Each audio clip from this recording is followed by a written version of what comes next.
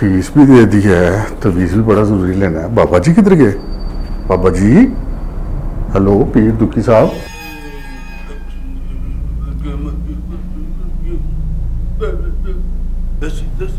आवाज आ रही, मोकल शोकल तो नहीं आ गए? पीर साहब यहाँ तो पहुंचे हुए।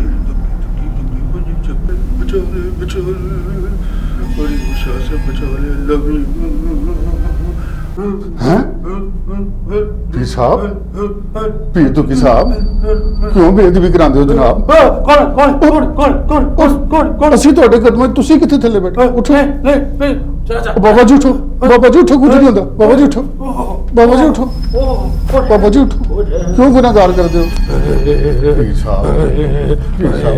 नहीं आज कोई तमीज नहीं, आज कोई नहीं। ओए किसे पूरी फीस दे के आए, डबल ले ला, लेकिन चला जा।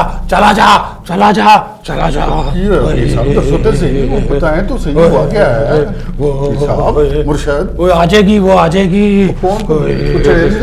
क्या चक्कर है? और चुड़ैलों से भी ज्यादा सख्त है, वो किसी को नहीं छोड़ रही। वही हरीम शाह। कौन हरीम शाह भाई साहब? कौन हरीम शाह? मुफ्ती कवि वाली, जिसने एक शादी का इंकशाफ किया हुआ एक सिंध के वजीर के साथ।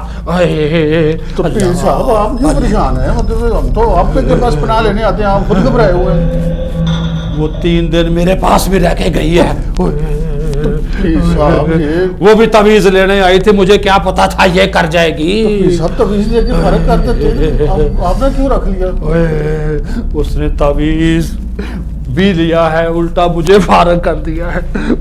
उसका जादू आप पे चल गया, क्या चक्कर है ये? उसका जादू सब पे चल जाता है, क्या शाह महमूद, क्या जहांगीर तरीन, क्या इमरान खान, उसने तो किसी को नहीं छोड़ा। साहब ना तो आपको क्या हुआ? बचा ले। तो आप डरे क्यों हैं? असल बात तो बताएं, डरे क्यों हैं आप? वो यार, वो कोई कैमरा शैमरा लेके, मुझे समझ नहीं आ रही, कोई मेरी ना वीडियो बना ली हो। साहब आपने वीडियो बनाने क्यों दी इसको? आजकल टेक्नोलॉजी बड़ी तेज है राजा, वो मुझे अब शक पड़ गया है कि कुछ भी कर सकती है। पीर दुखी को बचाए, पीर दुखी को बचा, पीर दुखी को बचा ले। तो आप इतने फिर खौफज़दा क्यों हैं? आप खौफज़दा इसी वजह से हूँ, जो अगर वीडियो लीक होगी तो पीर दुखी की सारी दुकानदारी इधर उधर हो जानी है, पूरी दुनिया थू थू करेगी।